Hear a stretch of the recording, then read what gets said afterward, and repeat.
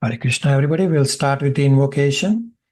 Invocation is on the introduction page of your Bhagavad Gita. Please follow along. Om Jnanatirandasya Jnananjana Shalakaya Chakshurumitam Yena Tasmai Shri Guruve Namah. Shri Chaitanya Manobhistam Stapitam Yena Bhutale Swayam Rupa Kadamayam Tadati Swapadantikam Vande Aham Shri Guru Shivta Kamalam Shri Gurun Vaishnavamscha Shri Rupam Sagrajatam Sagana Raghunathanvitam Tam Sajivam Sadvetam Savadutam Parijan Saitam Krishna Chaitanya Devam Shri Radha Krishna Padan Sagana Lalita Shri Vishakhanvitamscha E Krishna Karuna Sindhu Deen Bandhu Jagatpate Gopesha Gopika Kanta Radha Kanta Namastute Tapta Kanchana Gaurangi Radhe Vrindavaneshwari Vishabhanu Sutta Devi Pranamami Hari Priye Vanchakalpatarubhascha Kripa Sindhu Vevacha Patitanam Pavanebhyo Vaishnavebhyo Namo Namah. Jai Shri Krishna Chaitanya Prabhu Nityananda Shri Advaita Gadadhar Shri Vasadi Gaur Bhakta Vrinda Hare Krishna Krishna Krishna Hare Hare Hare Rama Rama Rama Hare Hare. Hare Krishna, thank you all for coming. So we will today continue with our Bhagavad Gita introduction, and we'll finish introduction. We'll also do a quick recap of what you remember. But first we will start with the homework questions that you had. And before that, we will first start with a burning question. I'm sure all of you probably have this burning question in your head. So the question is, I will ask a question to come to the burning question. So everybody please try to answer my question here. A person is trying to cut down a tree with a blunt saw. So you see that this person is struggling because his saw is blunt. Therefore,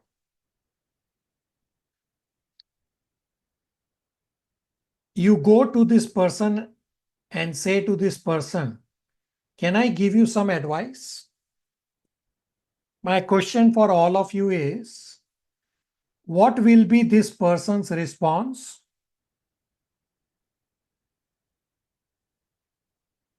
Everybody, please try to answer.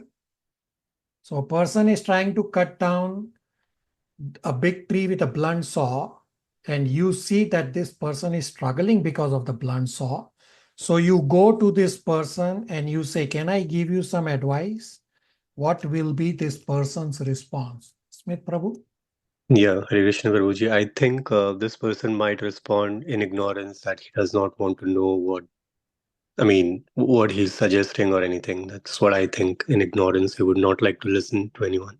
Okay, very good. Rest of you, everybody, please try to answer. What will be this person's response? Sanvi?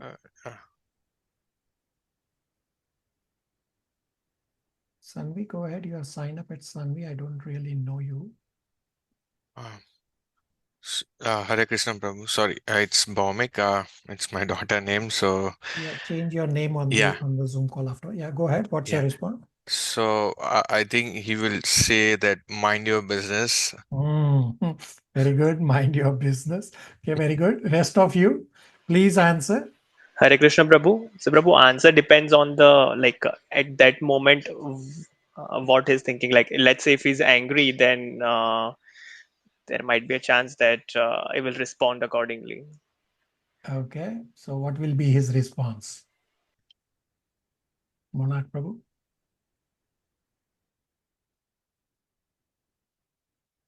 So it's a simple question.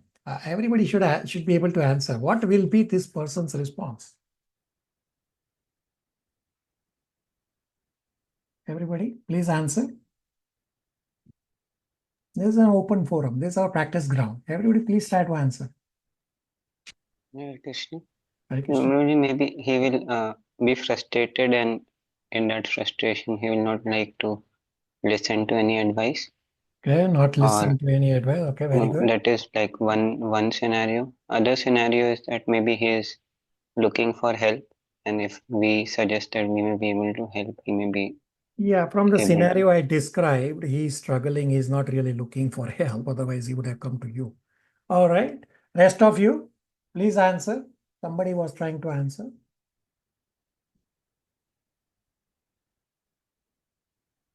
Okay, Bharvi says the person would appreciate help. All right.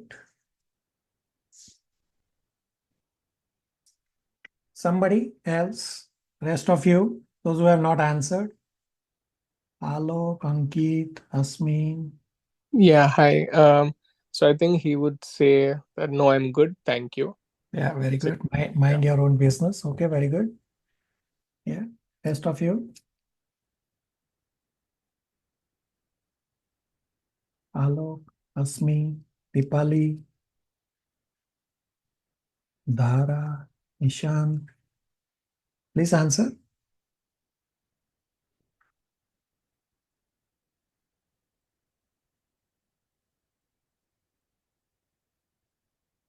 Okay.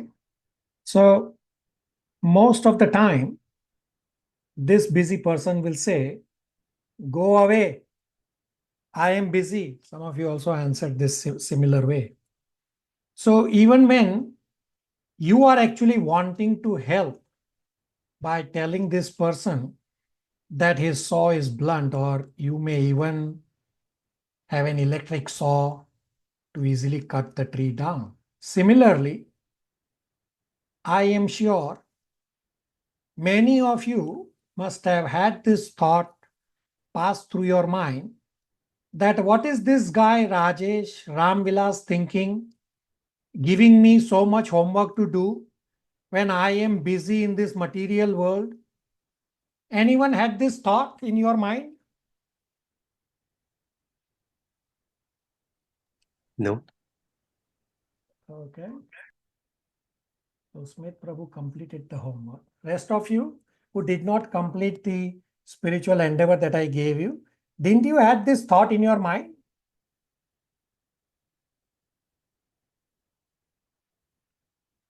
So whether or not you say it, you are not alone.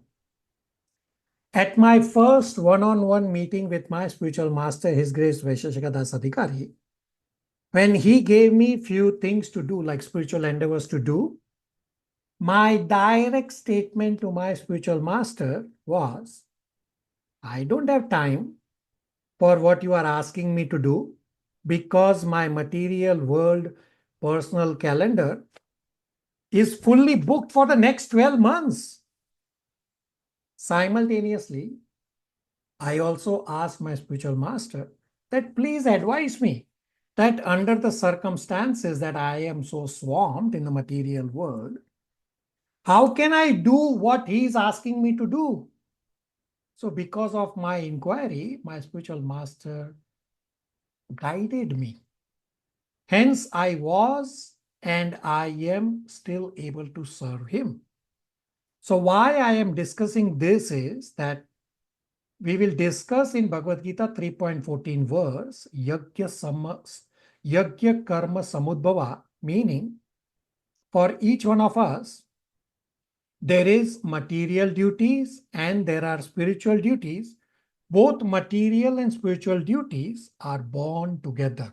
That's what Yajna Karma Samudbhava means.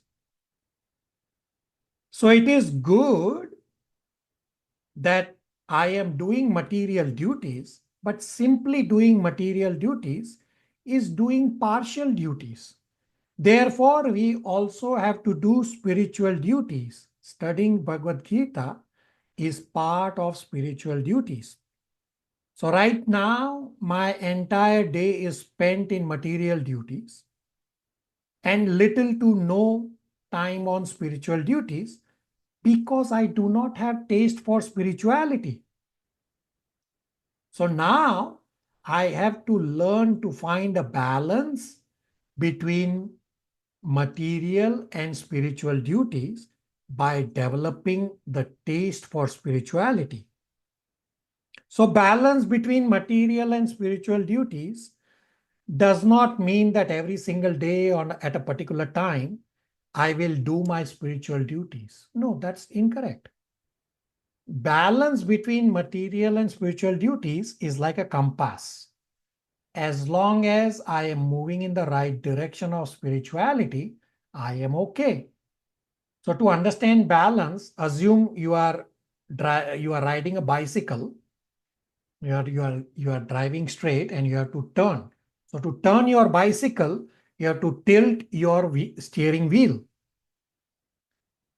And if you don't tilt your steering wheel back, then you will fall down. What this means is that at times, if I have work and study pressure, then I have to give more time to work and study. But as long as I come back to spirituality, after the material world pressure is complete, this is balance. Otherwise, if you don't come back, say you get busy in the material world and you don't come back to spirituality, then you will fall down.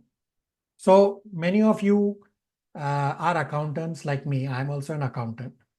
So during year-end times, generally March is the year-end, I have extra work. I have to work long hours. But then after the long hours are finished, I come back and catch on to my spirituality. So during those busy times, yes, I have to give more time because we have to maintain our body and soul together. So all of you, the point of this discussion, all of you should sincerely attempt to do the homework or the spiritual endeavors that I give you. Now, if any particular week, say you have this material world pressure, then it's understandable. You can feel free to connect with me or with Gopal Krishna or with Shalini to check on what you can prioritize. Again, you need balance. You cannot do one or the other. Bhagavad Gita 3.14 clearly says, Yajna Karma Samudbhava. You need to do both material and spiritual duties side by side. So I am here to serve you all, to help you develop spiritual taste. And all of you can contact me as many times as required without any hesitation. So Bhagavad Gita introduction is big, therefore it may seem too much to handle in terms of completing the spiritual endeavor. Rest of the classes, we will cover few verses, hence the spiritual endeavor will be manageable. Of course, there will be certain classes with mandatory homework. Example, after end of the class today, I will give you really, really important eye-opener, absolute mandatory questions to answer. Otherwise, you will not understand Bhagavad Gita. So there is no pressure from my side to push you to do homework, but this is voluntary. You have to use your free will properly to show to Krishna that you are endeavoring to understand Bhagavad Gita, then Krishna will help from within. So if you do not do homework questions, mean the spiritual endeavor, you will not develop the spiritual taste and it will be very difficult to understand Bhagavad Gita. So my homework questions are the seemingly innocuous open-ended questions are going to make you think and transform. So Krishna is looking for your endeavor and not the results. Therefore, be honest to yourself and do your spiritual endeavor every week. We discussed last class that to get anything, one has to put some endeavor. Srila Prabhupada clearly said, you have to follow the rules and regulations to get any benefit.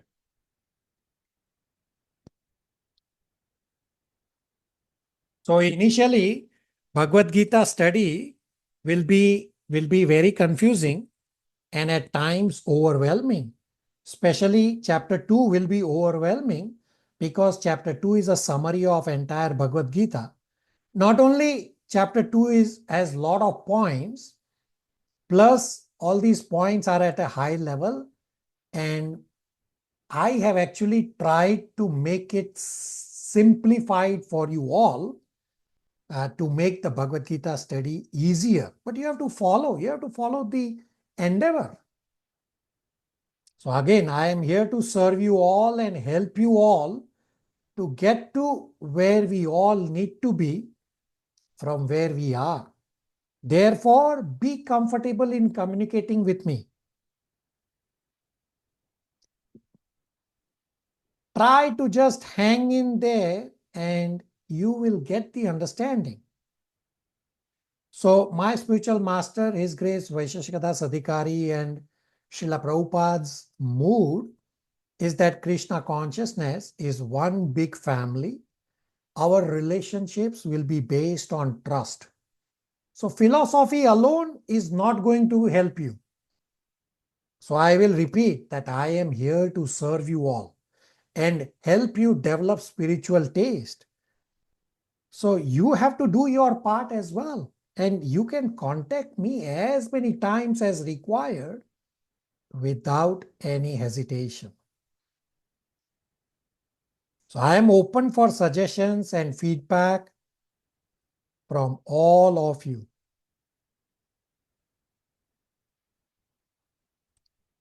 Any questions, comments, realizations from everybody? Are you all committed to doing spiritual endeavors? Yes, Prabhuji.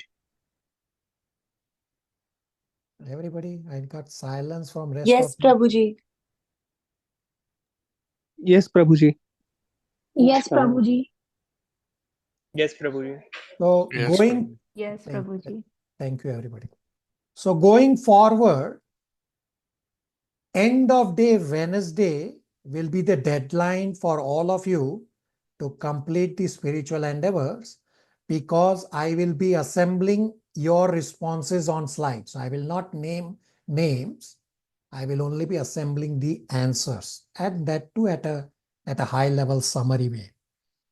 So you all should actually develop the habit to complete the spiritual endeavors right away before you start becoming busy from Monday onwards. While everything is fresh in your head, just complete the spiritual endeavors. You still have Saturday's day left. You still have Sunday. Why do you have to wait for Wednesday? Don't wait for Wednesday.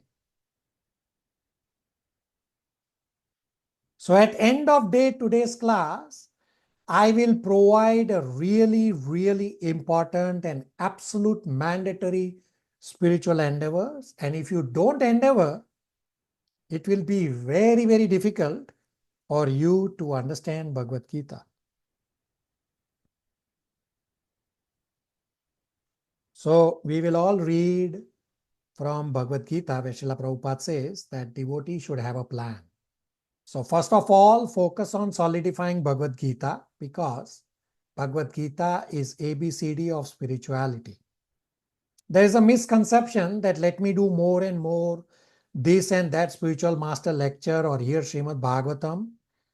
Yes, you will get benefit, but doing more Krishna conscious activity is not going to give you appropriate benefit. Rather, have a plan. Then you will get significant benefit. The plan has to be that first have undivided attention to solidify Bhagavad Gita knowledge. In Srimad Bhagavatam, Srila Prabhupada and Parikshit Maharaj also explains that if you want to purify yourself, follow the sequence instead of jumping, say from Bhagavad Gita or Bhagavatam and jumping to Canto 10 of Srimad Bhagavatam. So doing bits and pieces of many things is like you are wanting to boil milk and you keep moving the milk pot from one stove to the other, to the other. What will happen if you keep moving the stove to keep moving the boiling pot from one stove to the other? Anybody? I think it might not get hot like Yeah, very good. So therefore, all of you focus on doing the spiritual endeavors for Bhagavad Gita, and we'll go from there. Alok Prabhu, you have something to say? Yeah, Hare Krishna Prabhuji. It's my husband's name.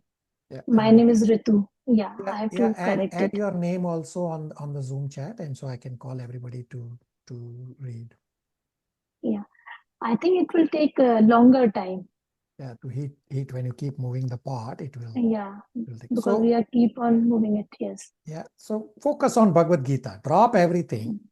Focus on Bhagavad Gita and do the spiritual endeavors. That's very important. So the first spiritual endeavor that I gave you was just to give you a glimpse. From this class onwards, I will be assembling your answers on slides. So you need to complete ASAP latest by end of day Wednesday, because I also need time to assemble all the answers. So another important point explained in scriptures is hierarchy of things to do. So the correct hierarchy is your health is first, your sadhana is second. Sadhana means your study of scriptures, you're doing japa, that is second. And third is service. Service, say you do services at the temple. So most devotees have this hierarchy upside down, that they do service first and forget about sadhana and health. Then you will not be able to continue for a long time because you will get burnt out. I have myself done the same mistake. So I don't want you to do the same mistake that I have done. Therefore, I again request all of you to please focus on solidifying Bhagavad Gita first, because Bhagavad Gita is ABCD of spirituality. And then your quality of service will improve, as well as there'll be a lot more benefit when you study subsequent scriptures in the sequence. I will pause here for any questions, comments, realizations.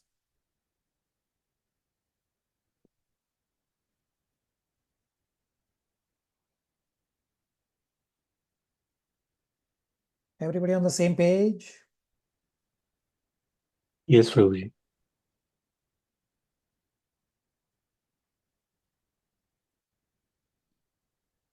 Okay. So we had these homework questions to do. What does conditioned soul mean? So before I go to the answer, those of you who heard the 5-minute short lecture, many of you completed your answer on the Google form, that this was an eye opener, that I was verbalizing that I respect Krishna, but my actions didn't really suggest the same thing. So I requested everybody that you should join 5 to 8 minutes before the start time and listen to Kirtan to prepare your consciousness. So everybody who wants to share what you realize by hearing that 5-minute lecture, how to respect Krishna, is to respect the time you have carved out for Krishna. Everybody?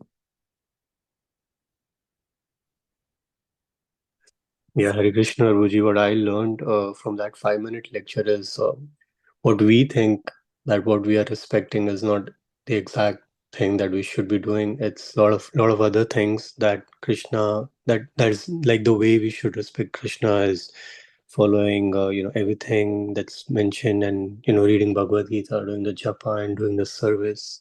Yeah. So that's what I understand from the 5 minutes video that you shared. Okay, very good. Rest of you, those who heard the 5-minute lecture, what was your realization? Many of you did populate your answers that I briefly described.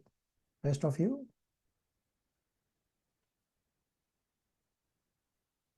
Please communicate. We are here to help each other. So if you don't speak, I don't know anything. Bhaumik?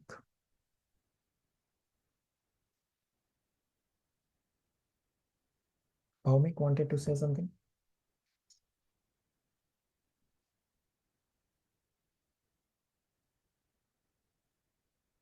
Rest of you, only Smith add some feedback. Many of you did populate your feedback. Hare Krishna. Hare Krishna. So, like, we may have our own idea of respect, but Mm. actually, like, respect will be then when we follow. Yeah, very good. That we have to follow what acharyas have asked us to follow, what scriptures have asked us to follow. All right. So what Bhagavad Gita is going to do is, I described at our last class, that it is going to shine a light on you and you will see yourself from inside. So did any one of you got shaken up from that 5-minute lecture, how to respect Krishna? Anybody?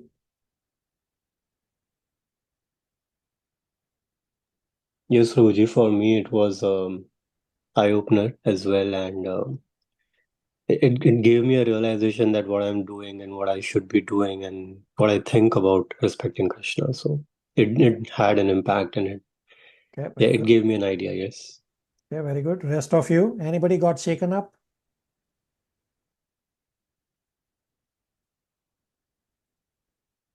All right, let's see. Let's discuss the answers to conditioned soul. What does conditioned soul mean and what does contaminated consciousness mean? And I will come back to this same question, whether anybody got shaken up or not. So if you go to Bhagavad Gita, everybody should have Bhagavad Gita. If you don't have Bhagavad Gita, connect with me offline. I have asked everybody, those who can get Bhagavad Gita from local store, you should get it from local ISKCON. Don't get from Amazon, don't get from any other store, don't get from online, only get it from ISKCON. So if you go to Bhagavad Gita, it's around page 11, and depending on your print version, it will change. So there's this paragraph which starts, when we are materially contaminated. What does that actually mean? So what does conditioned soul mean? The answer is, when we are materially contaminated, we are conditioned souls, meaning the soul's happiness depends on so many conditions that are not in control of the soul. And liberation means free from this material conditioning, free from this material contamination. A false consciousness is exhibited under the impression that I am a product of material nature. This is called false ego. One who is absorbed in the thought of bodily conceptions cannot understand his situation. Bhagavad Gita was spoken to liberate everyone from the bodily concept of life. One must become free from bodily conception of life, and this is the preliminary activity for a transcendentalist. So one who wants to become free, one who wants to become liberated, must first of all learn that he is not this material body.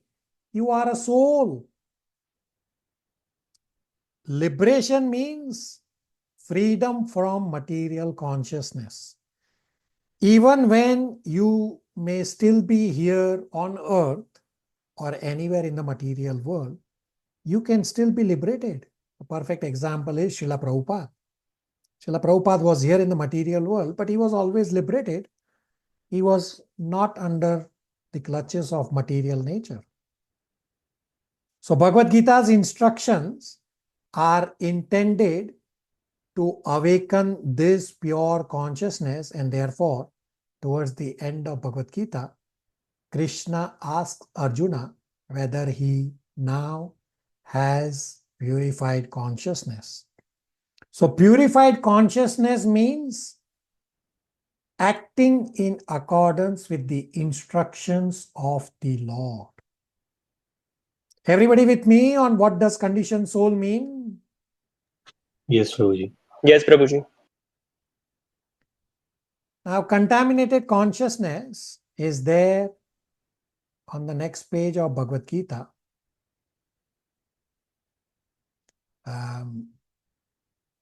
it says, read this paragraph which starts, what is this consciousness? This consciousness is I am. Then what am I? And it says, in contaminated consciousness, I am means I am the Lord of all I survey. So I will pause here and I will ask you, any one of you not a conditioned soul? Any one of you not in contaminated consciousness? Everybody, please answer both Uh, questions. yes, we are in contaminated and the the contaminated. Sorry, what was the other Conditioned soul. conditioned soul? Yes, yes. Everybody, please answer. Anybody here is a pure devotee? No, Prabhuji. Not me. No. No, Prabhuji. No, Prabhuji. No. So you realize anybody shaken up now? Yes, Prabhuji. Rest of you? Ritu, Alok? Yes, we are contaminated and we have to work hard. All right. So Bhagavad Gita is going to first shine a light on you. Do you like this Yes. contamination? No. Oh, didn't I say at the start that Bhagavad Gita is going to shine a light on you and you will go, yee, I am so dirty from inside. Okay, Dipali. Prabhuji, yes, you are right. Okay, rest of you, anybody not a conditioned soul? Anybody not a contaminated consciousness? Anybody a pure devotee? Please answer.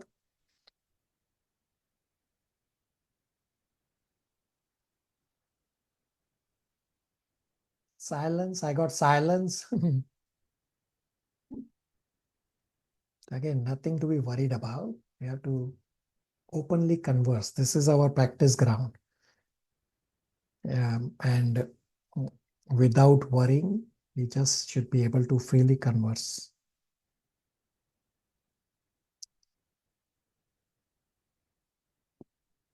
Okay. So we will continue from where we left off. But let's do a quick recap. Anybody remembers what all we discussed last time? Any key points?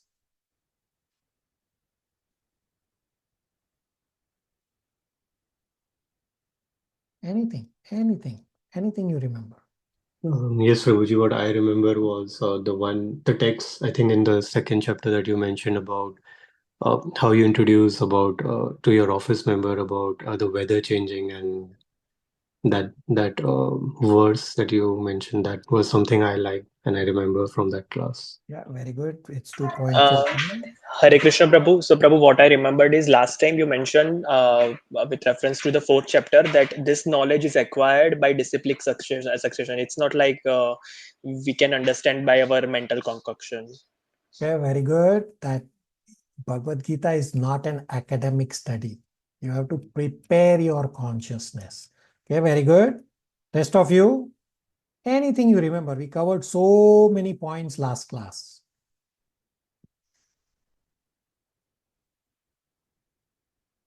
Or ask a question. Ankit, Prabhu. Yeah, so I remember one point that good and bad karma don't cancel each other out, and the objective is not to have good and bad karma both. Okay, very good. Very good listening with rapt attention. Okay, very good. Rest of you. Hare Krishna, Prabhu, may I? Yeah, go ahead. And Prabhu, we also discussed five basic truth about Bhagavad Gita: Ishwar, Jeev, Prakriti, Kal, and Karma. Okay, very good. So Bhagavad Gita explains 5 subject matters: Ishvara, Jiva, Prakriti, Kala, and Karma. Very good. Rest of you.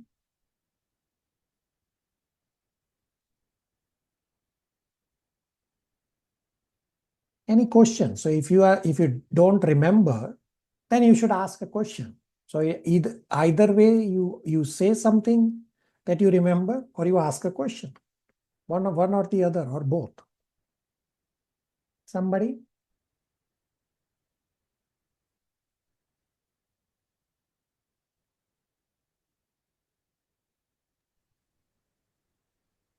Bhaumik? Hare Krishna, Prabhu. So last time I think I remember 5 basic truth we were doing. Yeah. Something Jiva, Prakriti, Yeah. Kala, Karma. Yeah, very good. Yeah, so correct remembrance. Ishvara, Jiva, Prakriti, Kala, Yeah. and Karma. Karma. Yeah, Yeah. very good. So, very good. You should all try to recall like this, whatever we discuss. You should take notes and recall, even if it's in brief. You don't have to explain in significant detail. Monarch Prabhu? Hare Krishna Prabhu. Prabhu, one question from the preface. It is mentioned that Krishna descends to this planet once in a day of Brahma, or Right. every year. So, Prabhu, my question is, in one day of Brahma, there are 1,000 Chatur yogis. So, how can we say that Krishna comes once in a day of Brahma? Like, it's in every yuga, right? Krishna is coming on the planet. So it's not in every yuga. Krishna comes once in one day of Brahma. We are just in a very lucky yug right now that in this particular one day of Brahma, Krishna has already appeared twice. Once as Krishna himself, which was roughly 5,000 years ago during the Kurukshetra time. And then after Krishna went back to Goloka Vrindavan, 4,500 years after, which was roughly 500 years from now, Krishna again appeared as Sri Chaitanya Mahaprabhu. So in the Bhagavatam, where it describes that Krishna has appeared in different yugas, so that is in different days of Brahmaji. It's not in the same one day that Krishna appears in different yugas. No, that is incorrect.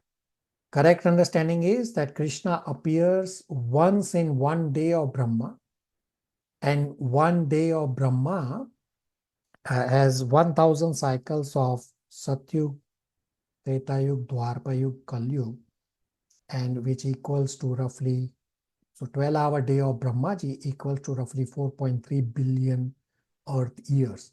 During this time, Krishna comes once.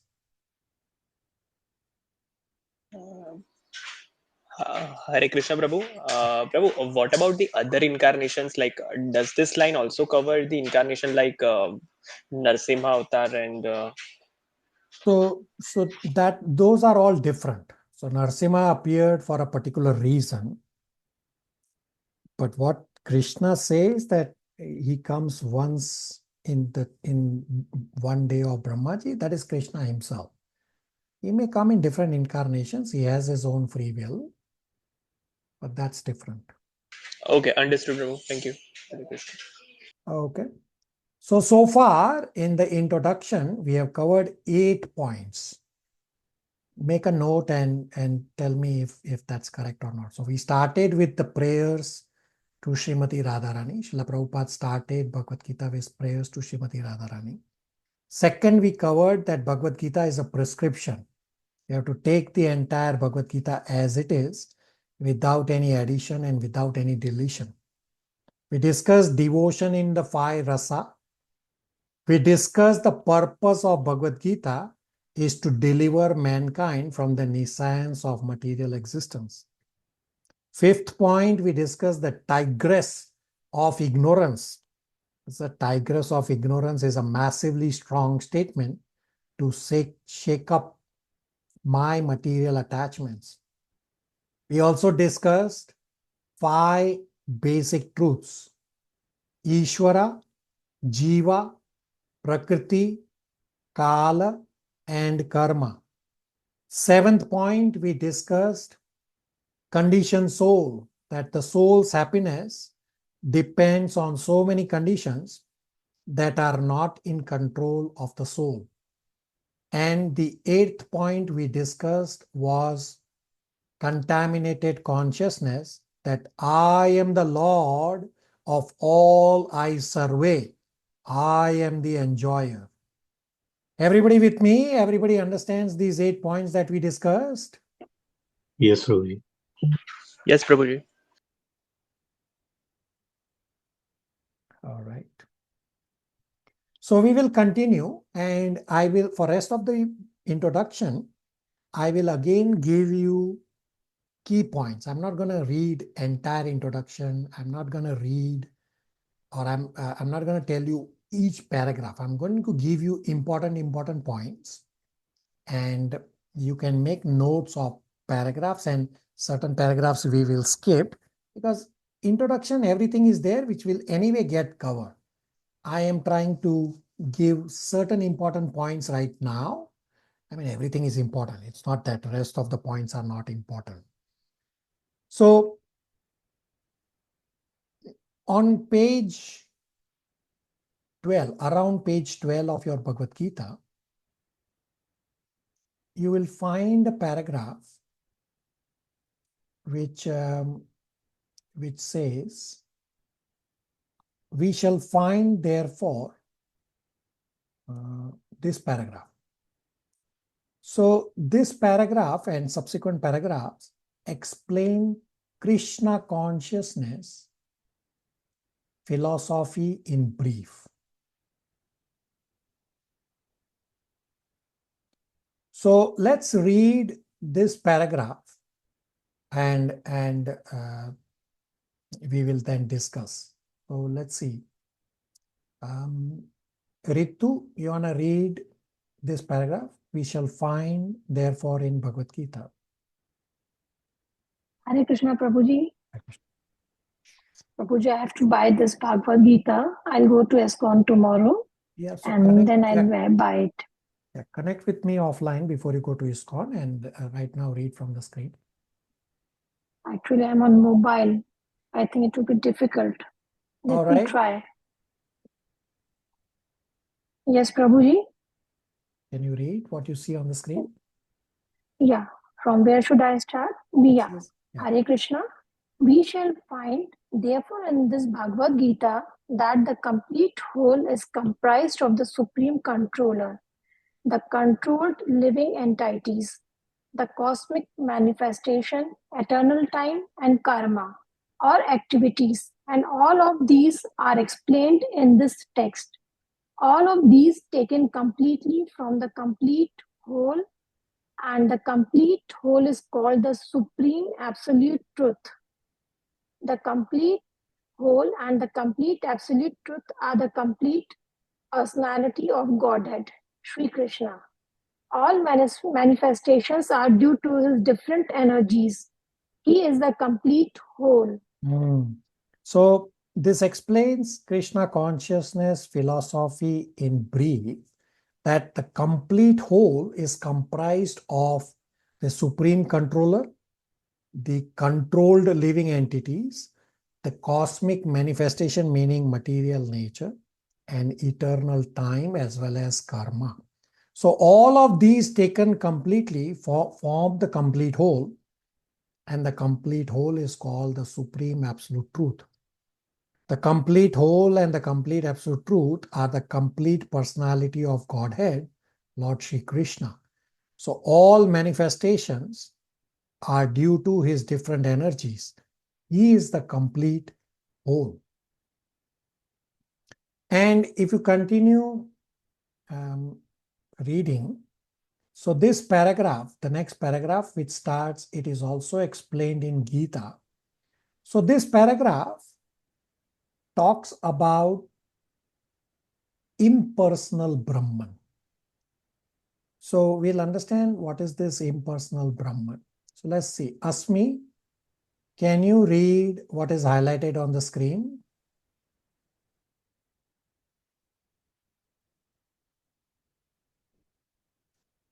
Asmi?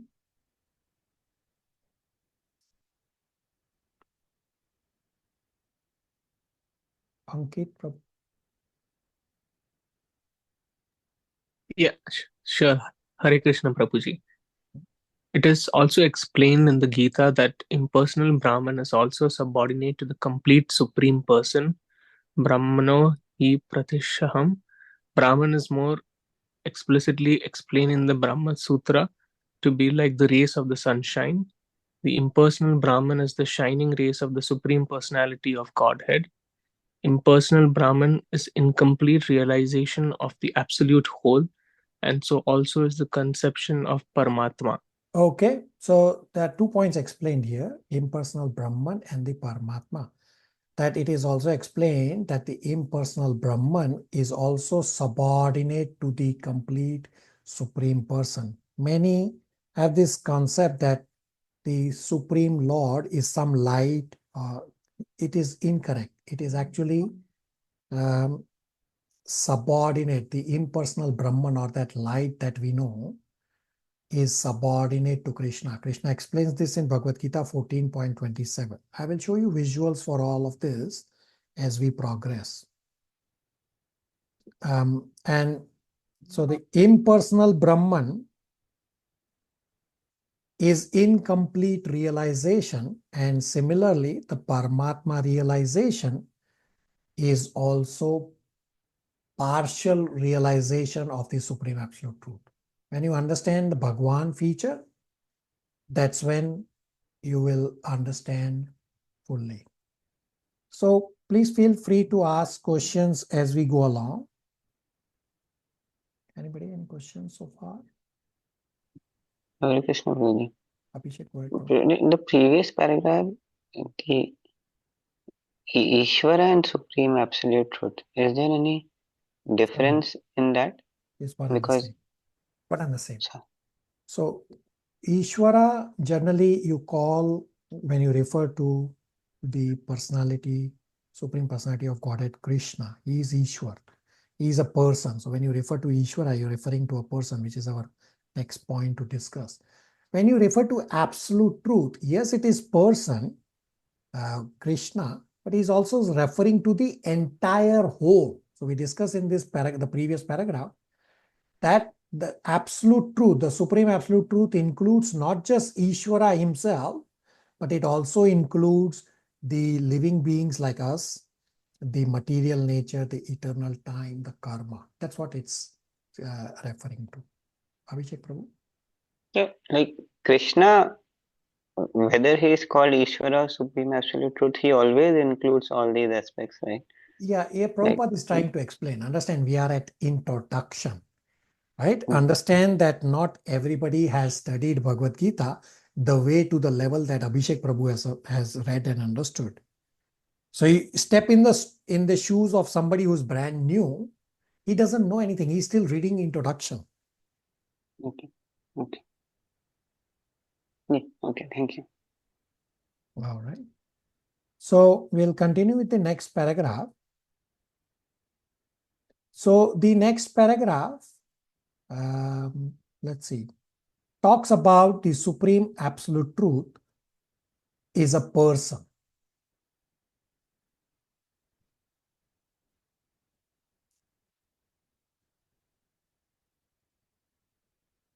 And many think that the Supreme Lord is not a person. He's supreme, but they don't know that he's a person. So we will read, so the same paragraph, which says it also explained in the Gita, that the impersonal Brahman, the same paragraph we'll read from where we stopped. So I understand Asmi is at work. Thank you for still joining.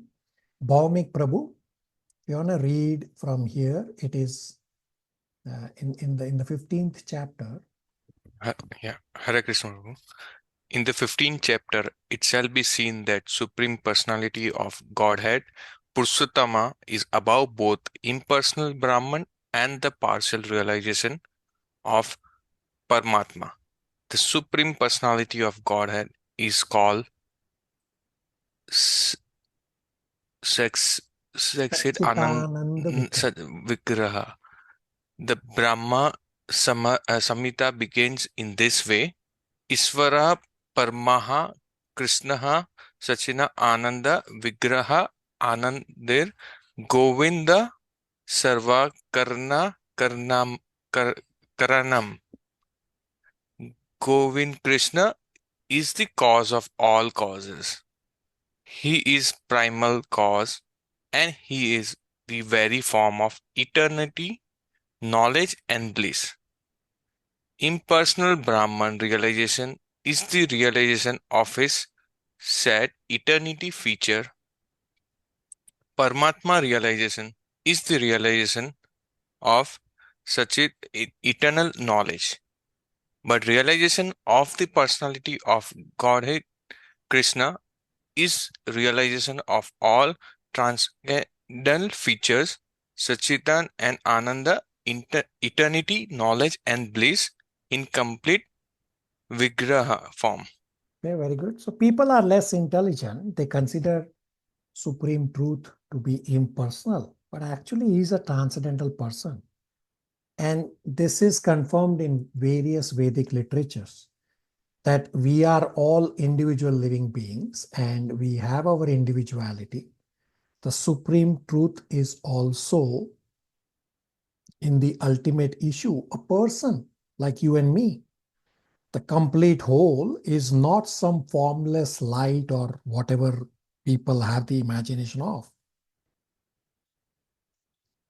Everybody with me? Questions, comments, realizations? Okay. Yeah. So is it saying that the supreme truth is also a person? So that would mean the supreme truth is Krishna himself, and that is how it is proved that it's a person, because Krishna himself is also a person. Yeah, you are absolutely correct. The supreme truth is Krishna himself. Krishna is God. Krishna is the highest reality. Everything comes from Krishna. You are correct. Okay, and this impersonal Brahman, is that something that actually exists, or it's only there in the mind of people, and hence So that impersonal, yeah, very good. I will show you visuals for all of this. Impersonal Brahman is actually a space, very big space between material world and spiritual world. It's a dividing line between material world and spiritual world. And it's not just a line, it's a very big space with lot of planets, and all the demons who get killed by the Vishnu form of Krishna, they attain the Brahman effulgence. The only challenge with Brahman effulgence is that there is no activity, and soul can never be inactive. Therefore, all these people fall down to the material world.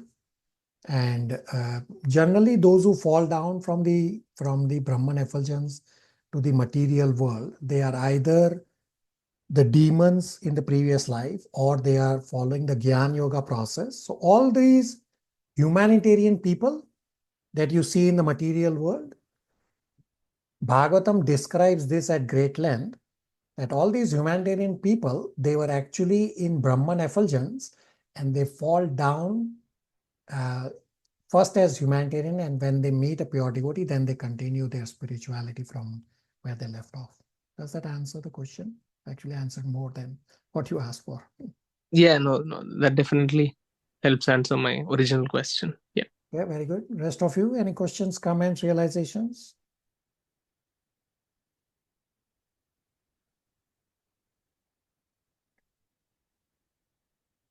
So the Vedic knowledge, meaning Bhagavad Gita, like how we are studying, we have to receive this knowledge in proper source in disciplic succession, beginning from the Supreme Spiritual Master Krishna himself, and it is handed down to various authorities in disciplic succession. So the disciplic succession is actually there in Bhagavad Gita.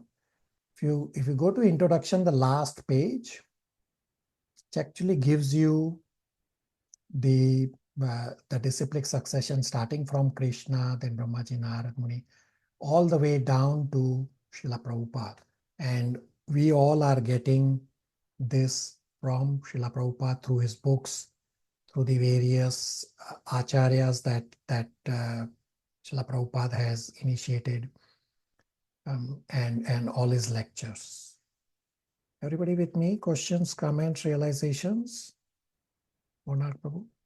Hare Krishna Prabhu. So Prabhu, in the preface or introduction, somewhere I read that Krishna has again started the broken chain of disciplic succession from Arjuna. So Prabhu, my question is that disciplic succession is different from what we have seen now on the page where Krishna, Brahma, and up to Srila Prabhupada, or is it the same? It's the same. So you are referring to 4.2 verse where Krishna says that the chain was broken. Therefore, I have restarted. So Monarch Prabhu, read 4.2 from the screen. This Hare is, Krishna. yeah. Hare Krishna. Translation by Srila Prabhupada. This supreme science was thus received through the chain of disciplic succession, and the saintly kings understood it in that way. But in course of time, the succession was broken, and therefore the science as it is appears to be lost. Yeah. So what had happened is this Bhagavad Gita and all the scriptures, they have been in existence before creation. When Krishna repeated the Bhagavad Gita roughly 5,000 years ago to Arjuna during the Kurukshetra time, that was just a repeat. It's not that Krishna spoke for the first time. And so when Krishna first spoke Bhagavad Gita to Brahmaji, only then Brahmaji could do the creation. Brahmaji did not know how to do creation. So Krishna first spoke all the scriptures to Brahmaji, then Brahmaji did the creation, then Narad Muni also appeared, who was son of Brahmaji. Brahmaji spoke to Narad Muni, and this way it continues. So in between, when Krishna spoke Bhagavad Gita to Arjuna roughly 5,000 years ago during Kurukshetra time, it actually is the same sequence, it's just a repeat. So the repetition is not in the Bhagavad Gita here in the disciplic succession.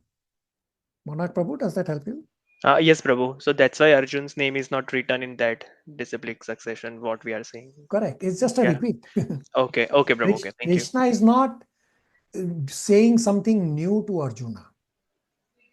He's just continuing or repeating what Bhagavad Gita he has spoken so many times, so many millions of years ago, even before creation. Okay, Everybody, Prabhu, understood. Thank you. everybody on the same page?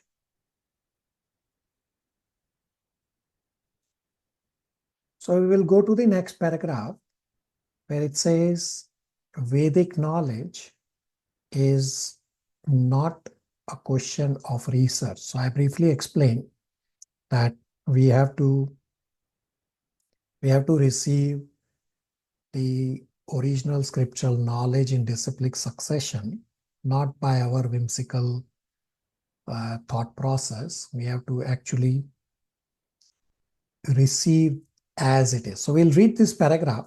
Deepali, if you want to read this paragraph, Vedic knowledge is not a question of research.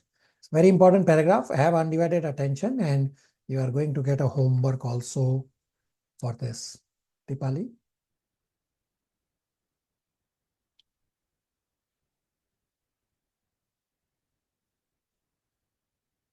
Deepali.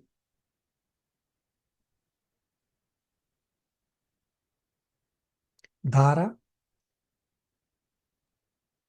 Vedic knowledge is not a question of research. Our research work is imperfect because we are researching things with imperfect sense. We have to accept perfect knowledge which comes down, as it's stated in Bhagavad Gita, by the parampara, disciplic succession. We have to receive knowledge from the proper source in disciplic succession, beginning with the supreme spiritual master, the Lord himself, and handed down to a succession of spiritual masters. Arjuna, the student who look lessons from Lord Sri Krishna, accepts everything that he says without contradicting him. One is not allowed to accept one portion of Bhagavad Gita and not another. No, we must accept Bhagavad Gita without interpretation. without dilatation and without our own whimsical participation in the matter. The Gita should be taken as the most perfect presentation of Vedic knowledge. Vedic knowledge is received from transcendental sources. The first words were spoken by the Lord Himself. The words spoken by the Lord are called apurusheya, meaning that they are different from words spoken by a person of a mundane world who is infected with 4 defects. A mundaner one is sure to commit mistakes. 2 is invariably illusioned. 3 has the tendency to cheat others. And 4 is limited by imperfect senses. With these 4 imperfections, one cannot deliver perfect information of all pervading knowledge. So we have discussed this point earlier, that Bhagavad Gita we have to take as it is. It's a prescription. We cannot use interpretation. We cannot delete anything. We cannot whimsically interpret, because we have 4 defects. I am sure to commit mistakes. I am illusioned. I have tendency to cheat, and I have imperfect senses. So how can I interpret with imperfect senses? It's a very important point. And Bhagavad Gita was spoken by the Lord just to change the view. And at the end, Arjuna decides to fight under the directions of the Lord. And he says in 18.73, Arjuna says, I shall act according to your word. So we did the homework from last class, that conditioned soul and contaminated consciousness, that, okay, now I know, then now I should also know that I have to change my view. And how to change the view will also come up, that you have to do devotional services. Questions, comments, realization so far?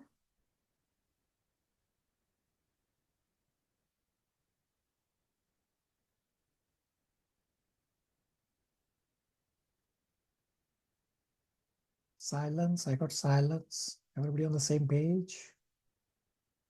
Yes, Prabhuji.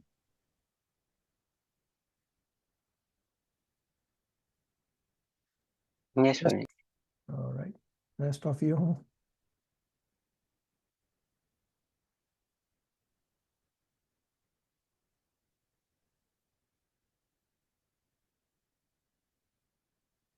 So the next point is explained about Sanatan Dharma. So we will soon read that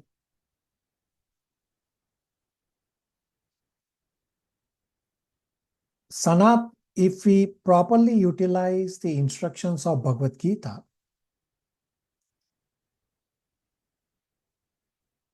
and ultimately get purified, then we will be able to reach the destination, which is beyond this material world, and it is called Sanatan sky. Sanatan means eternal, spiritual sky. So in this material world, we find that everything is temporary.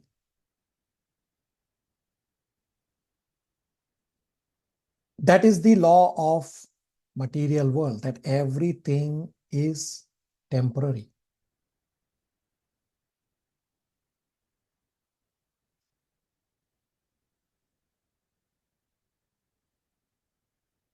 But beyond this temporary world,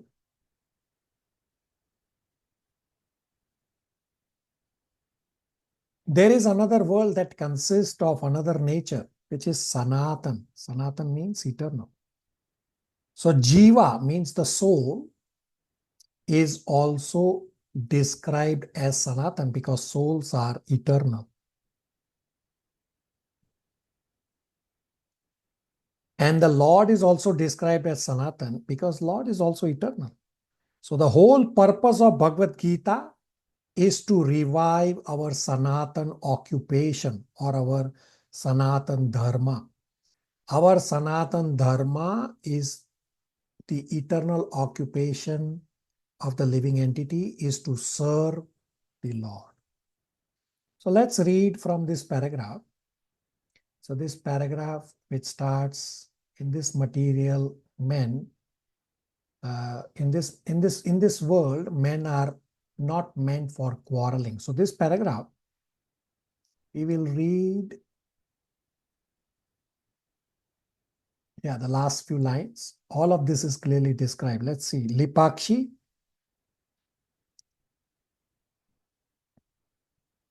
Okay, Lipakshi is signed off. Nishan Prabhu. You want to read the last? All of this is clearly described. Hare Krishna Prabhu. All of this is clearly described, and if we properly utilize the instruction of Bhagavad Gita, then our whole life will become purified, and ultimately we will be able to reach the destination which is beyond the materiality sky. So we will be able to reach the destination which is beyond the material sky. Now we will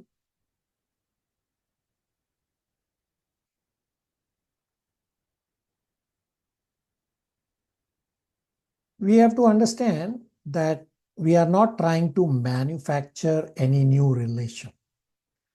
We already have a relation with Krishna. It is just dormant. So we just have to revive. So we are not trying to manufacture anything. We are just trying to revive our relationship with the Lord.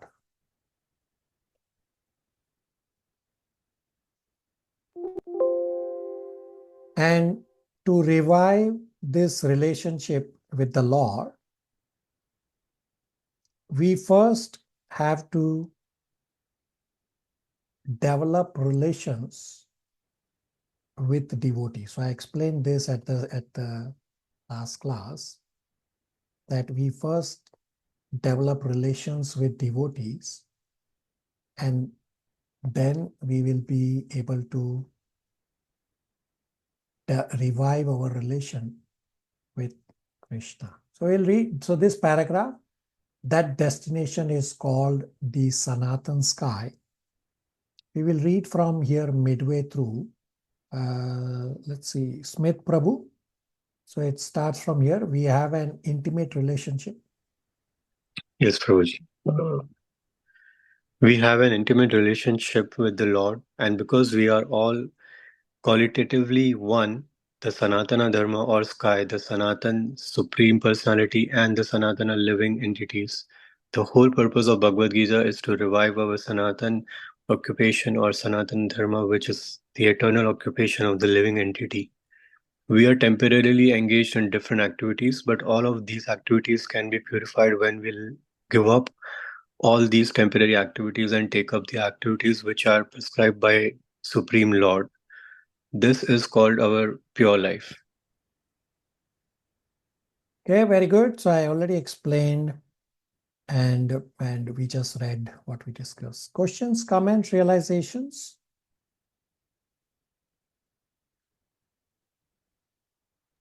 One realization I have, Prabhuji, is like now we came to know that we already had a relationship with Lord, but that was forgotten, and the purpose of Sanatan Dharma is to revive that relationship back with Godhead.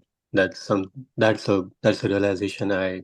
Yeah, very good. Very good. Yeah. Very good hearing with rapt attention. So all souls, all living entities, whether we all as humans or animals or reptiles or birds, all have their relationship already within their heart. It's just dormant, and we have to simply revive. But spirituality is only possible in the human form of life. Therefore, we have to use 3.14, Yakya Karma Samudbhava. If we only do material duties and no spiritual duties, then we are no better than animals. We have this special function within the human life, and we have to utilize that. Very good. So we will skip couple of paragraphs and we will come to this paragraph, which is starting with when Sanatan Goswami asked Sri Chaitanya Mahaprabhu. In here, the difference between religion and Sanatan Dharma is described. So yes, we talked about Sanatan Dharma, which is our eternal nature to serve Lord Krishna. But then we have so many religions in the world, and Sanatan Dharma is different than the word religion. So let's read. Monarch Prabhu will read. It says the English word religion. Let's see. Fine, where does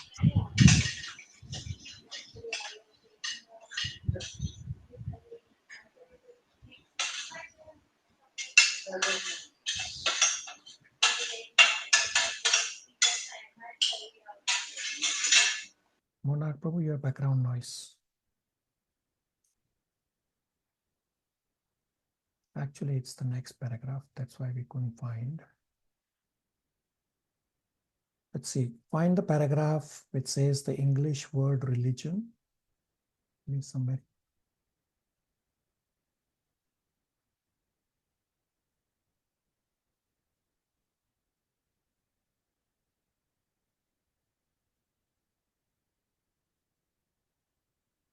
Can you see? Where does it say?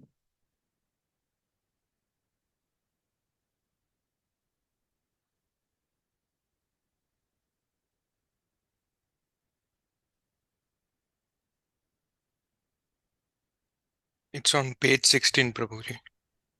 Page 16, second para. Yeah, you can read. Yeah, okay, sorry, here. The English word religion. I was on a different page. Okay, thank you. Monarch Prabhu. Hare Krishna Prabhu. The English word religion is a little different from Sanatan Dharma. Religion conveys the idea of faith, and faith may change. One may have faith in a particular process and he may change his faith and adopt another. But Sanatan Dharma refers to that activity which cannot be changed. For instance, liquidity cannot be taken from water, nor can heat be taken from fire. Similarly, the eternal function of the eternal living entity cannot be taken from the living entity. Sanatan Dharma is eternally integral with the living entity. When we speak of Sanatan Dharma, therefore, we must take it for guaranteed on the authority of Sripada Ramanujacharya that it has neither beginning nor end. That which has neither end nor beginning must not be sectarian, for it cannot be limited by any boundaries. Those belonging to some sectarian faith will wrongly consider the Sanatan Dharma is also sectarian. But if we go deeply into the matter and consider it in the light of modern science, it is possible for us to see that Sanatan Dharma is the business of all the people of the world, nay, of the living entities of the universe. Hare Krishna. All right, so we discussed that Sanatan Dharma means our duty to serve the Lord is not religion. Religion is different. Religion can change. It's like faith. You will notice in the material world that somebody is a Christian, they change to some other religion, or some other religion person change to some other religion. So that is all faith. Faith can change, religion can change. But Sanatan Dharma cannot change at all. It is eternal. And this Sanatan Dharma point is further explained in the next paragraphs about there is no exception in society to service. So right now in my contaminated state, I am serving my spouse, my children, my boss, my nation, or worst case, my pet dog or cat or whatever.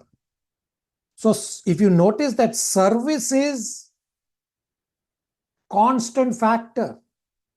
So we have to revive our original nature and serve the Lord directly. That way, we will get purified and we will be able to go back home to Godhead. So we'll read this paragraph when Sanatan Goswami asked Sri Chaitanya Mahaprabhu.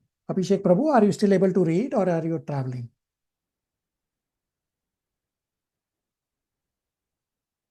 Hare Krishna Prabhuji, I can read. Yeah. When Sanatan Goswami asked Sri Chaitanya Mahaprabhu about the Swarupa of every living being, the Lord replied that the Swarupa, or the constitutional position of the living being, is the rendering of service to the Supreme Personality of Godhead. If we analyze this statement of Lord Chaitanya's, we can easily see that every living being is constantly engaged in rendering service to another living being. A living being serves another living being in various capacities. By doing so, the living entity enjoys life. The lower animals serve human beings as servants serve the master. A serves B master, B serves C master, C serves G master, and so on. Under these circumstances, we can see that one friend serves another friend, mother serves the son, wife serves the husband, husband serves the wives, and so on. If we go on searching in this spirit, it will be seen that there is no exception in the society of living beings to the activity of service. Politician presents his manifesto for the public to convince them of his capacity for service. Voters therefore give the politician their valuable votes, thinking that he will render valuable service to society. Shopkeeper serves customer, artisan serves the capitalist serves the family, and the family serves the state in terms of eternal capacity of the eternal living being.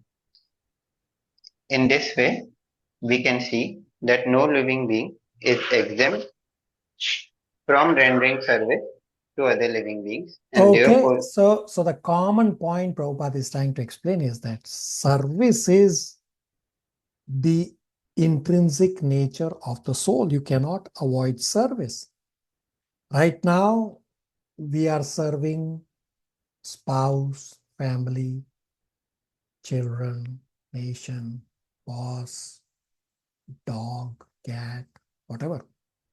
But we have to revive, purify our service attitude to serve the Lord. Questions, comments, realizations?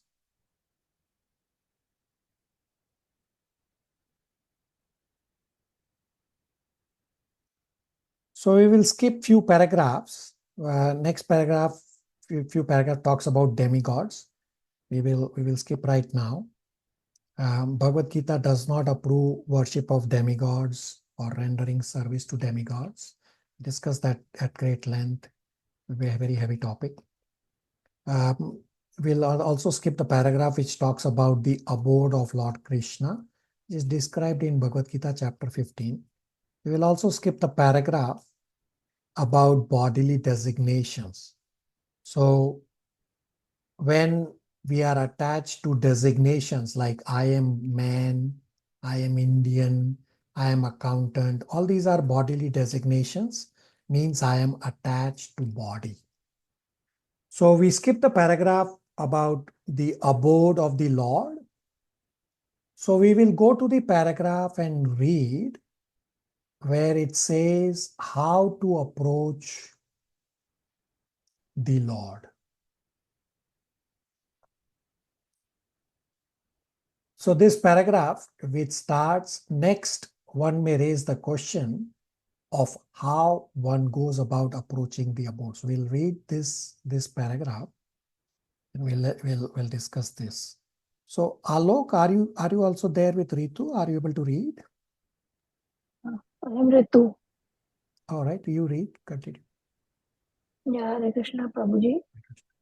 Abode of the Supreme Lord, information of this is given in the English 8th chapter. It is said there, Antakale ka mam eva smaran muktva kale varam yah prayati samad bhavam yati naste ara samsaya Anyone who quits his body at the end of life remembering me attains immediately to my nature. And there is no doubt of this. From the blog Bhagavad Gita 8.5, one who thinks of Krishna at the time of his death goes to Krishna. One must remember the form of Krishna. If he quits his body thinking of this form, he surely approaches the spiritual kingdom. Madhbhavam refers to the supreme nature of the supreme being. The supreme being is Satchidanand Vigraha. Bhagavad Gita 5.1? No. It's Brahma Samhita. BS is Brahma Samhita. Yeah, it's Brahma Samhita 5.1.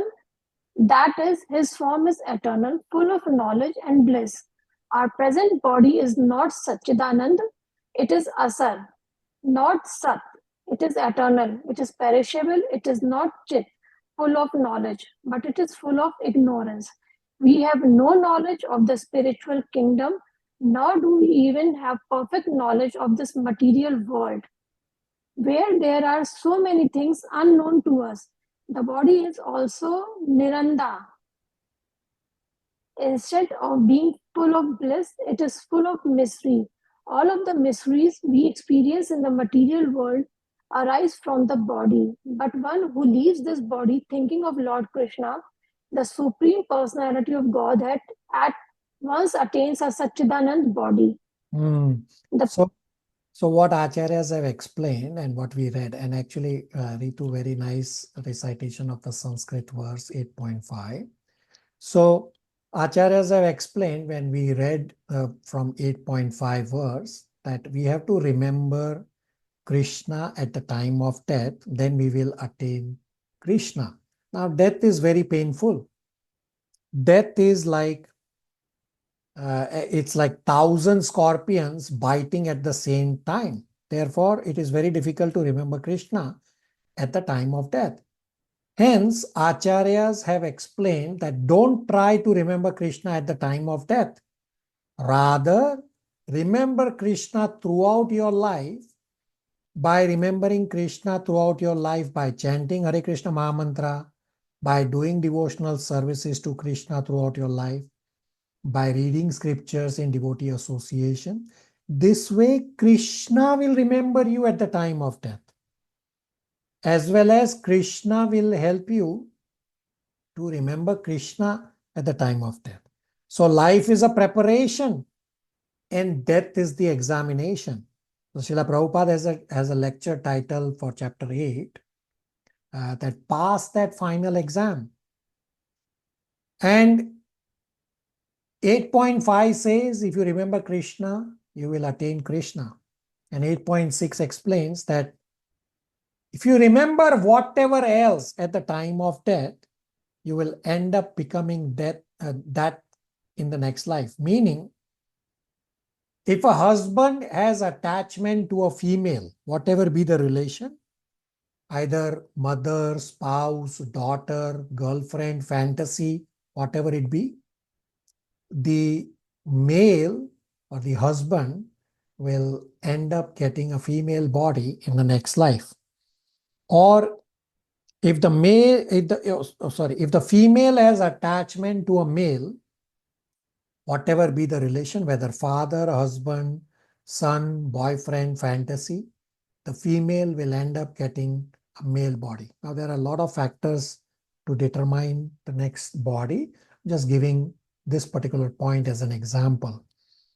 Or if you have attachment to a pet cat or a pet dog or whatever pet, and you remember that particular pet at the time of your death, you will end up becoming that particular animal. So the example is given in 8.6 purport that Bharat Maharaj was a pure devotee and he had renounced everything and he was in the jungle towards the end of his life.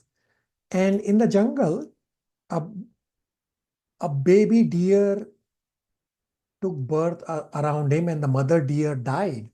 So this Bharat Maharaj ended up taking care of the baby deer and he got attached to the baby deer and he was about to die. So he remembered, oh, who's going to take care of the baby deer? I am dying. and he remembered deer. Therefore, in his next life, he became a deer. So Bharat Maharaj becoming a deer is a unique example.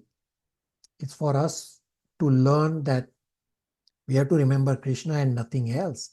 So in that Bharat Maharaj deer example, in the deer body, the deer remembered that he was Bharat Maharaj in his previous life, so he should not do this mistake again. And the deer goes on to become in a third life as Jada Bharat, and he remembered the previous two lives. So this is a unique example. This does not mean we will also remember. We don't remember. So we just have to focus on trying to do devotional services 24 hours or as much as is possible, chant japa, study scriptures, do devotional services so that Krishna will remember us at the time of death. Questions, comments, realizations?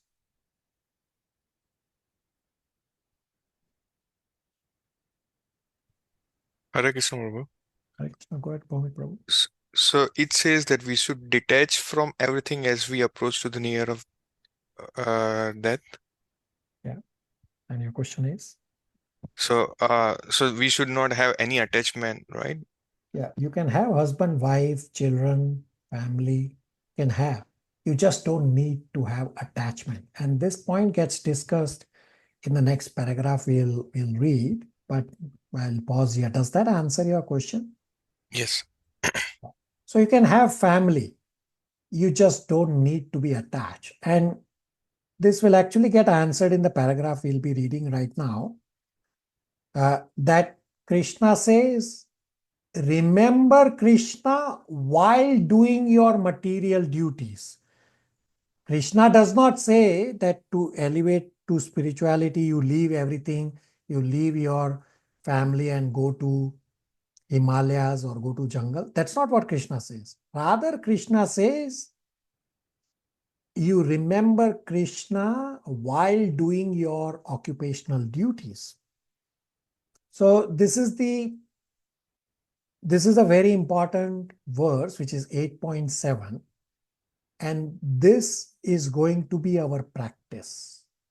That how do we live in this material world at the level of soul, that we continue to doing our duties. Say, I am an accountant. I continue to work, but I try to remember Krishna 24 hours. And I will explain practical aspects to all of you in terms of how do you convert your day-to-day material duties, as long as it is an honorable duty, to Krishna consciousness. So Bhaumik Prabhu, read, so this paragraph, the forgetful living entities, you read from here. We must always engage our minds. We must always engage our minds in reading these Vedic literatures. Just a materialistic engage their minds in reading newspaper, magazines, and so many materialistic literature. We must transfer our reading to the literatures which are given to us by Vasudeva. In that way, it will be possible for us to remember the Supreme Lord at the time of death. That is the only way suggested by the Lord, and He guarantees the result. There is no doubt. Tasmai sarvesu kalesu mama smara yuddha cha ma arpita mano buddhir mamaha ivase asamasya. Therefore, Arjuna, you should always think of me in the form of Krishna and at the same time continue your prescribed duty of fighting. With your activities dedicated to me and your mind and intelligence fixed on me, you will attain me without doubt. Very good, Bhaumik Prabhu, recitation of the Sanskrit as well. So this 8.7 is going to be how we live in the material world. What does the translation say? That Krishna is speaking this verse. Krishna says, Arjuna, you should always think of me in the form of Krishna, and at the same time continue your prescribed duty. And with your activities dedicated to me, your mind and intelligence fixed on me, you will attain me without doubt. So Bhaumik Prabhu, does that immediately give you reference Yeah, to your yes. inquiry? Yes, yeah, very much. Yeah. So we should do our duty along with chanting the name of Krishna. Yeah. Correct. And we will practice. So Yeah.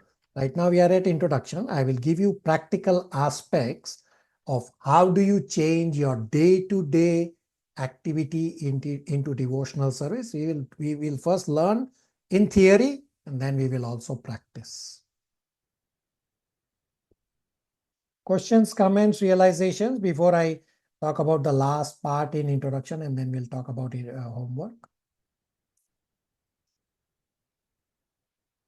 Everybody on the same page?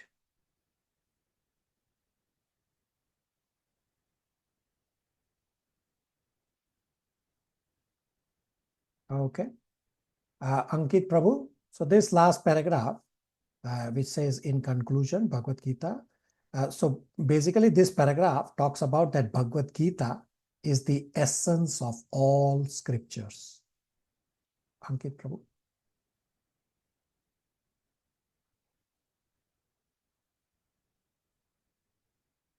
Monarch Prabhu. Hare Krishna, Prabhu. Yeah, read this paragraph. Yeah, sure. In conclusion, Bhagavad Gita is a transcendental literature which one should read very carefully. Gita Shastram idam punyam ya pather prayata puman. If one properly follows the instructions of Bhagavad Gita, one can be freed from all the miseries and anxieties of life. Bhagya Sokadi. Prabhu, could you please Yeah, read this? Bhaya Sokadi Varjita. Bhaya Sokadi Varjita. One will be freed from all fears in this life, and one's next life will be spiritual. Gita Mahatmya 1. So Bhagavad Gita is the essence of all scriptures. So Bhagavad Gita talks about the supremacy of Krishna, and ultimately it establishes the supremacy of bhakti as compared to other paths. So I want all of you to pause and think that introduction is 30 pages some long, and how acharyas have given all these small subheadings to the various paragraphs. And this way, the 30 pages, you can narrow it down to 3 pages or so with your notes, and it becomes very easily manageable to read and absorb a lot of components from the introduction. Everybody on the same page? Does that introduction discussion is helpful to you all? Yes, Prabhuji. Yes, Prabhuji. Yes. Yes, Prabhuji. Okay. So I will give you homework, and it's not homework, it's spiritual endeavor. And this is going to be eye-opener, my seemingly innocuous questions. And the answers to these questions, and these questions are going to be the crux of our next class on chapter 1. If you don't do these homework questions, these are absolutely mandatory homework questions. It will be very, very difficult for you to understand Bhagavad Gita. So, in the context, who is Arjuna? Somebody answer now. Who is Arjuna? Hare Krishna, Prabhu, it's us, conditioned souls. That is correct. In the context, what is Arjuna's role in Bhagavad Gita context? To follow Krishna's teaching and do accordingly. Okay, so that's what he's been doing. But what is Arjuna? What is the role of Arjuna? He's a To student. fight as a Student, right? Arjuna is the first student of Bhagavad Gita. So one way to understand Bhagavad Gita is to be like the first student. So it is not about right or wrong answers, but Bhagavad Gita is meant to change your thought process, change your default conception, change your consciousness. So these seemingly innocuous open-ended questions are going to create waves in your mind. And waves means you are getting purified. Therefore, it is very, very important that you submit answers to these questions and don't wait for end of day Wednesday deadline. Complete right away. Everything is fresh in you. And these questions will generally take you less than 8 minutes. 5 to 10 minutes is what it will take you. Do you all have 5 to 10 minutes for Krishna? Yes, Prabhuji. Yes, Prabhuji. Yes. Yes, Prabhuji. Okay. So somebody will be repeating the questions. Question number 1. What does fearless mean?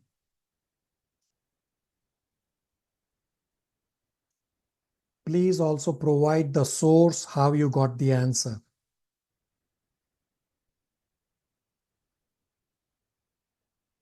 Question number 2 is a two-part question.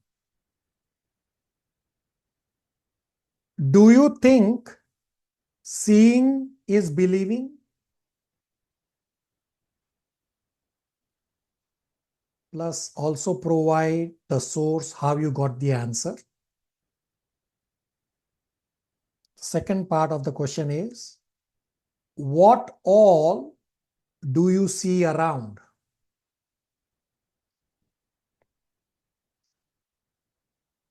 Plus also provide the source of how you got your answer.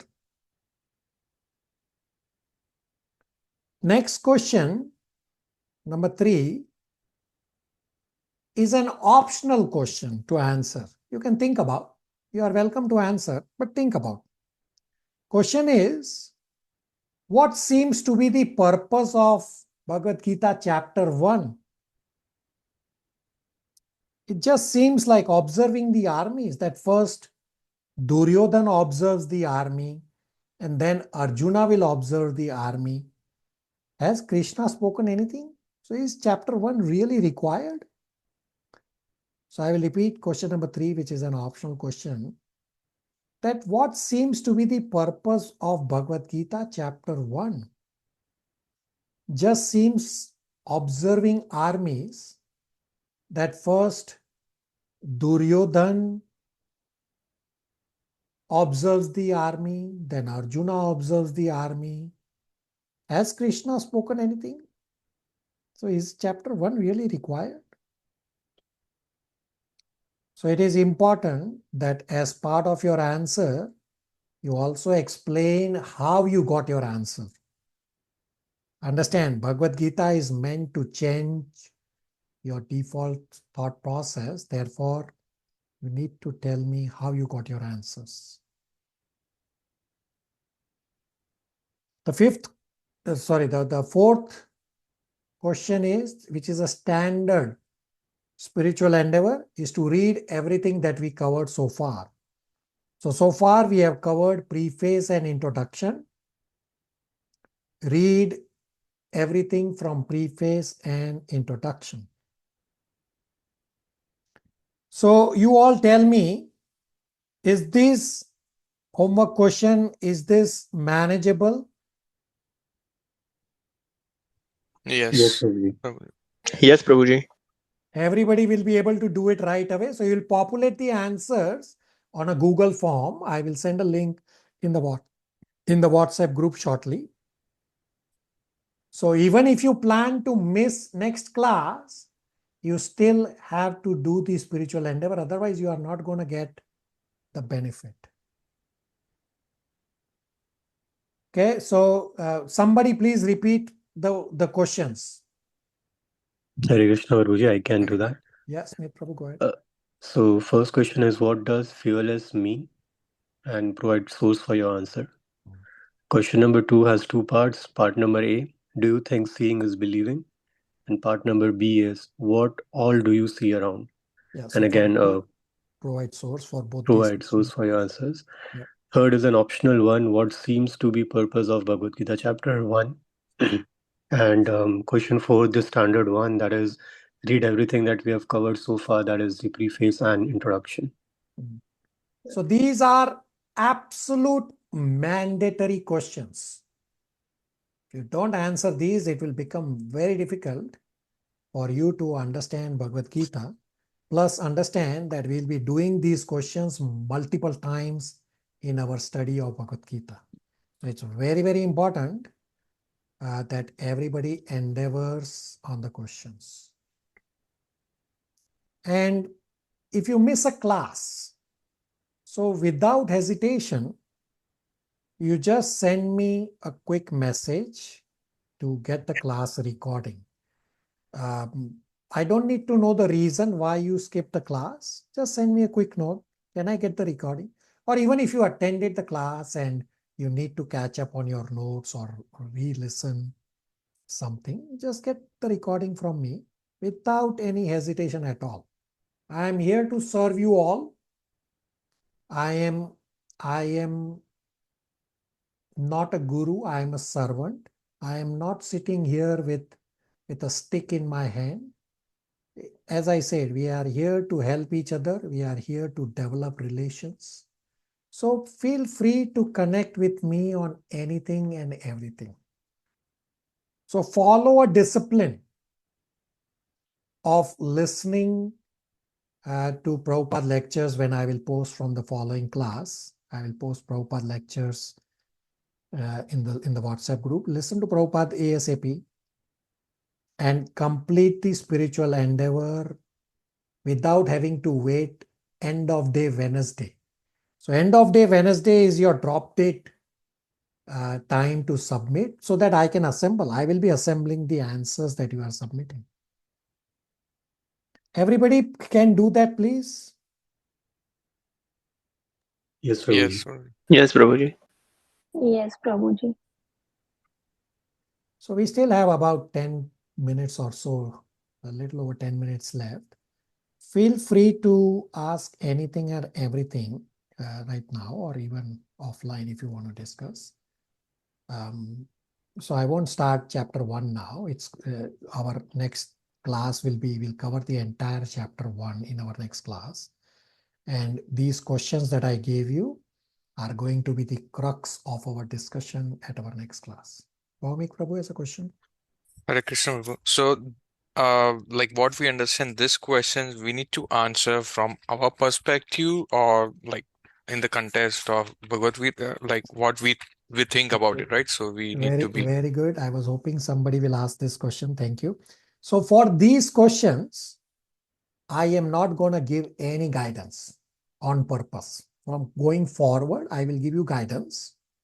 These questions I want you to endeavor by yourself on purpose. It's not that I cannot give guidance, but these questions are deliberately designed that you attempt by yourself.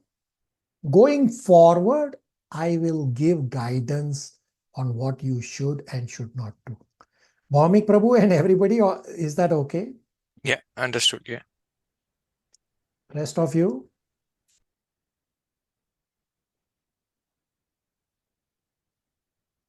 We still have minutes. You can ask any and all questions and I can try to answer.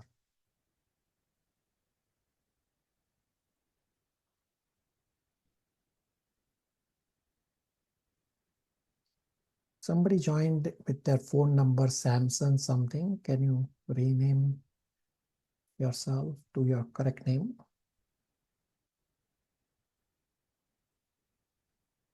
Unmute and identify yourself.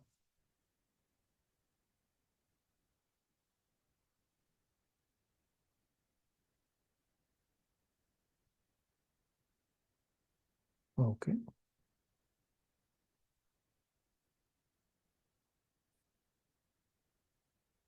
And those of you who are joining together with your family members, you can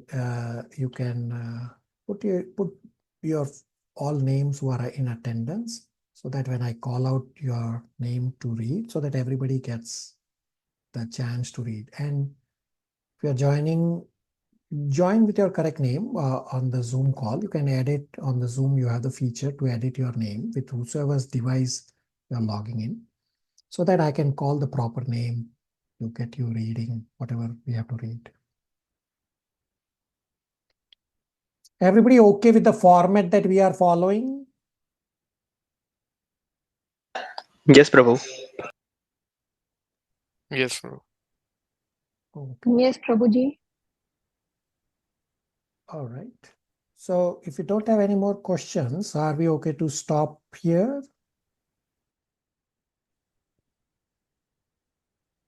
Yes, Prabhu. Hare Krishna. Hare Krishna, everybody. Hare Krishna. Hare Krishna. Krishna. Hare Krishna.